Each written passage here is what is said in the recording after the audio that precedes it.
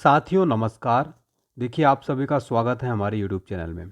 साथियों देखिए, चाहे आप किसी भी गवर्नमेंट कॉम्पिटिटिव एग्ज़ाम की तैयारी कर रहे हैं, ये जो टॉपिक मैं आज पढ़ाने जा रहा हूँ स्टैटिक जीके का एक वेरी इंपॉर्टेंट टॉपिक है। ऐसा टॉपिक है जहाँ से आपको 1 से 2 प्रश्न 100% देखने को मिल जाएंगे।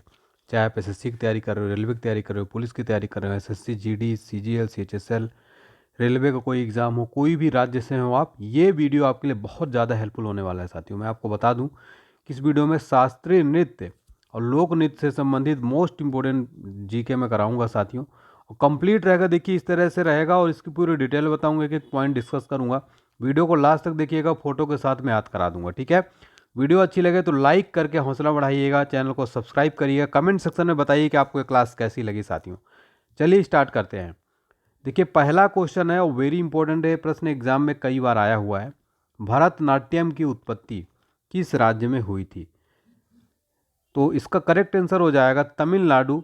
भरतनाट्यम की उत्पत्ति किस राज्य में हुई थी साथियों? तमिलनाडु के अंदर इसकी उत्पत्ति हुई थी। ये देखिए पूरा डिटेल में चर्चा करते हैं। इसकी उत्पत्ति जो है सादिर से हुई थी और यह नृत्य सादिर नृत्य तमिलनाडु के मंदिरों में नृत्य करने वाली देवदासियों द्वारा जो है किया जाता था, ठीक है। इसे शास्त्रीय नृत्य की अन्य शैलियों की भी जननी जो है कहा जाता है भरतनाट्यम को। साथियों भरतनाट्यम नृत्य का जो इतिहास है लगभग 2000 वर्ष पुराना माना जाता है। यह नृत्य एकल या समूह रूप प्रस्तुत किया जाता है।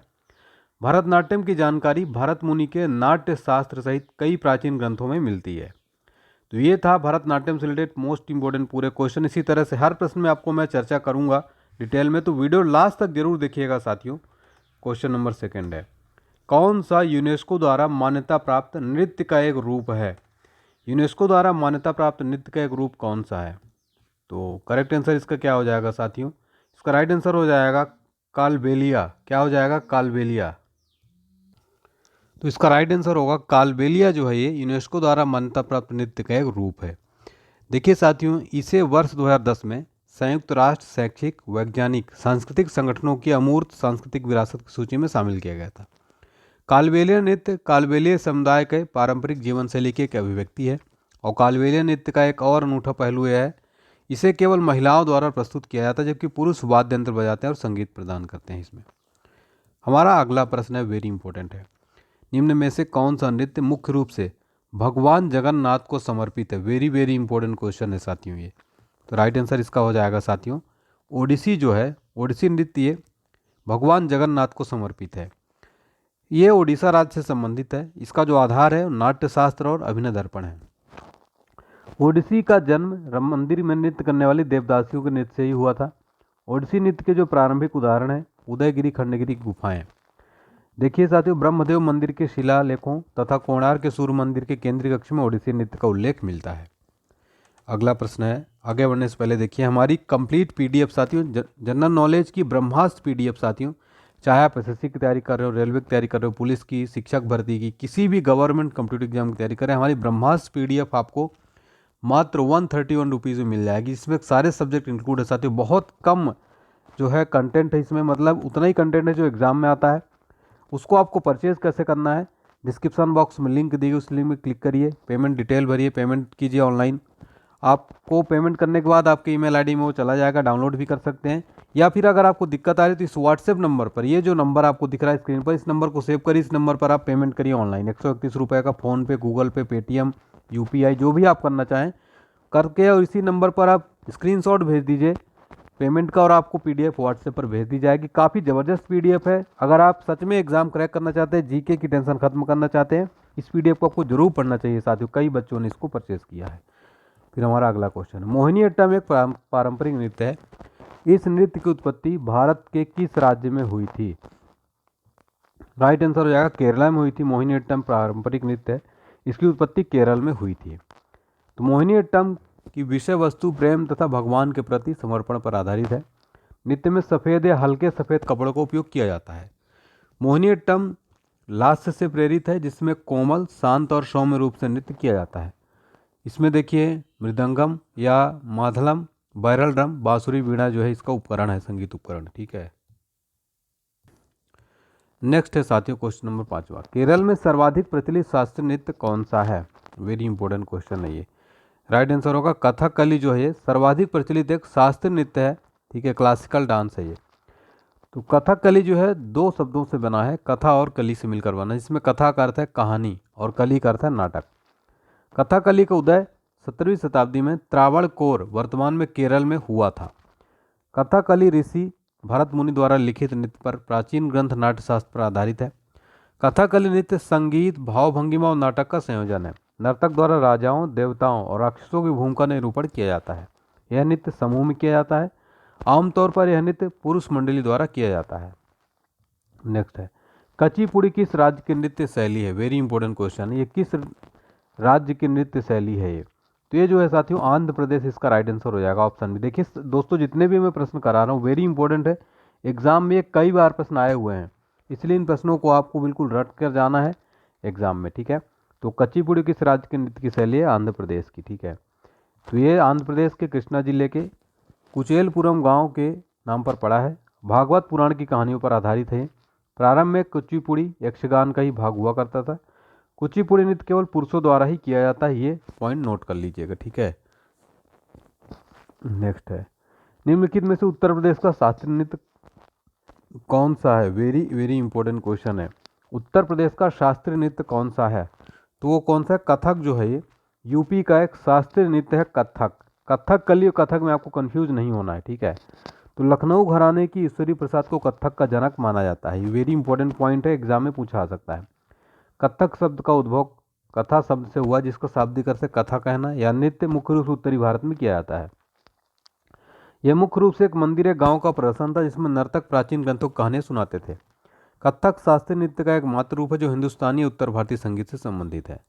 नेक्स्ट है, शास्त्रीय शास्त्रीय नृत्य किस राज्य से संबंधित है? वेरी इंपॉर्टेंट क्वेश्चन है। तो इसका राइट आंसर हो जाएगा असम से। शास्त्रीय शास्त्रीय नृत्य किस राज्य से संबंधित है? असम से संबंधित है साथियों, ये वेरी इंपॉर्टेंट क्वेश्चन, ठीक है, इसको नोट कर लीजिए आप लोग। चलिए देखते हैं इसका डिटेल। उत्पत्ति जो है कृष्ण केंद्रित वैष्णव मठ। भगवान विष्णु की पौराणिक कथाओं का समावेश होता है। इसका श्रेय 15वीं शताब्दी के भक्ति आंदोलन के विद्वान संत महापुरुष श्रीमंत शंकरदेव को दिया जाता है। वर्ष 2000 में संगीत नाट्य अकादमी द्वारा शास्त्रीय नृत्य का दर्जा दिया गया था। शास्त्रीय नृत्य मणिपुर का संबंध है। इसका राइट आंसर क्या होगा? मणिपुर, मणिपुरी जो है मणिपुर से संबंध है ये।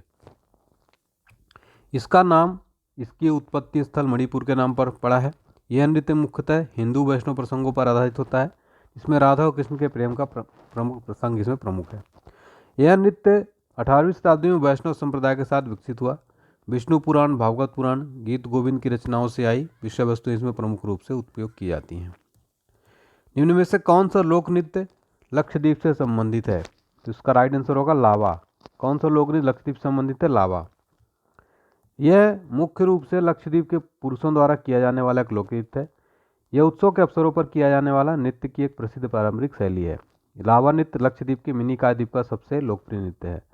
लावा शब्द संगीत, गीत और लय के सुंदर भावों को दर्शाता है। इसमें पंक्तिबद्ध होकर ढोलों की आवाज के साथ नृत्य किया जाता है। निम्नलिखित में से कौन सा दक्षिण मालाबार में लोकप्रिय मुखौटा नृत्य है? राइट आंसर इसका क्या हो जाएगा साथियों? कुम्मत्तिकली। ये जो है दक्षिण मालाबार में लोकप्रिय मुखौटा नृत्य है, ठीक है, कुम्मत्तिकली। इसे कुम्मट्टीकली के नाम से जाना जाता है। यह केरल का एक रंगीन मुखौटा नृत्य है जो त्रिशूर जिले, पलक्कड़ जिले और दक्षिण मालाबार में प्रचलित है। यह मुख्य रूप से ओणम त्यौहार के अवसर पर किया जाता है। इस नृत्य के विषय ज़्यादातर रामायण की कहानियों, द्वारिकाधाम, शिव की कहानी जैसी लोक कथाओं से लिया गया है। नेक्स्ट है, पोवदास नृत्य शैली निम्न में से किस राज्य से संबंधित है? वेरी इंपॉर्टेंट क्वेश्चन है ये। तो महाराष्ट्र संबंधित है। पोवदास नृत्य शैली किससे संबंधित है? महाराष्ट्र से। यह नृत्य महान मराठा शासक श्री छत्रपति शिवाजी महाराज के जीवन घटनाओं पर आधारित है।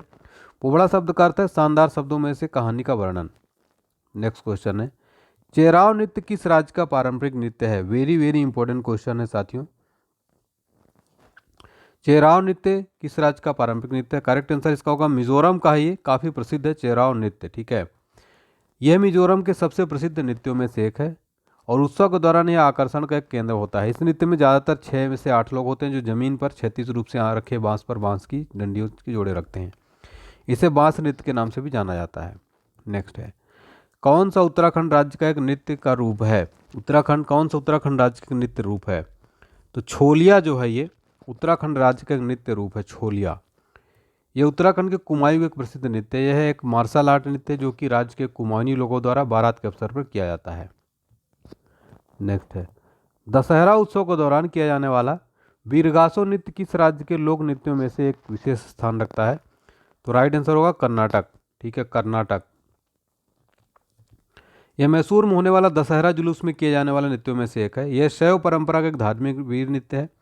हिंदू पौराणिक कथाओं पर आधारित एक लोक नृत्य है ये। नेक्स्ट है निम्न में से किस नृत्य का संबंध पश्चिम बंगाल से नहीं है? तो घूमर जो है पश्चिम बंगाल से इसका संबंध नहीं है। आपको बता दें साथियों कि गंभीरा, थाली और जात्रा पश्चिम बंगाल के प्रसिद्ध नृत्य। और गंभीरा जो है शक्ति उपासक एक पवित्र भक्ति नृत्य है। धाली नृत्य ये राजा प्रतापदित्य के शासनकाल के दौरान इस नृत्य का जन्म हुआ। यानी तो दो लोगों द्वारा बेंत और बांस की छाड़ियों को हथियार के रूप में उपयोग करके किया जाता था। जात्रा नृत्य इसमें विवेक और नियति यानी भय दो आकृतियां जो इस नृत्य में दर्शकों का ध्यान खींचती हैं। अगला प्रश्न है कौन सा नृत्य रूप मार्शल आर्ट प्रथाओं से लिया गया है? करेक्ट आंसर होगा छऊ जो है ये नृत्य मार्शल आर्ट प्रथाओं से लिया गया है। छऊ नृत्य मार्शल और लोक परंपराओं के साथ एक अर्थशास्त्रीय भारतीय नृत्य है। इसकी उत्पत्ति मयूरभंज से कलिंग क्षेत्र में। इस नृत्य को पुरुष नर्तकी करते हैं। यह नृत्य ओडिशा, झारखंड, पश्चिम बंगाल विभिन्न रूपों में फैला हुआ है। नेक्स्ट है घेरिया नृत्य किस राज्य से संबंधित है? तो घेरिया नृत्य जो है ये गुजरात से संबंधित है। किससे? गुजरात से। यह गुजरात के आदिवासी समुदाय द्वारा किया जाता है। इसमें चमकीले रंग के कपड़े पहनकर गेंदे के फूलों की माला, पारंपरिक गहने पहनकर नृत्य किया जाता है। दिवाली त्योहार के दौरान साताजी देवी अम्बा की पूजा करने के लिए। नेक्स्ट है माथुरी लोक नृत्य किस राज्य से संबंधित है? काफ़ी महत्वपूर्ण क्वेश्चन है ये। तेलंगाना से संबंधित है माथुरी लोक नृत्य। ये प्रश्न अगर आपके एग्जाम में ऐसा थी तो आपको क्लिक कर देना है, बहुत इंपॉर्टेंट क्वेश्चन है।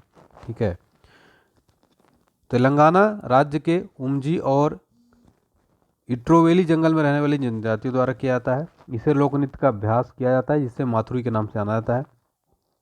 श्रावण महीने में लोक नृत्य किया जाता है। नृत्य करते समय नर्तक स्वयं को धर्मनिरपेक्ष मानकर भक्ति धुन गाते हैं।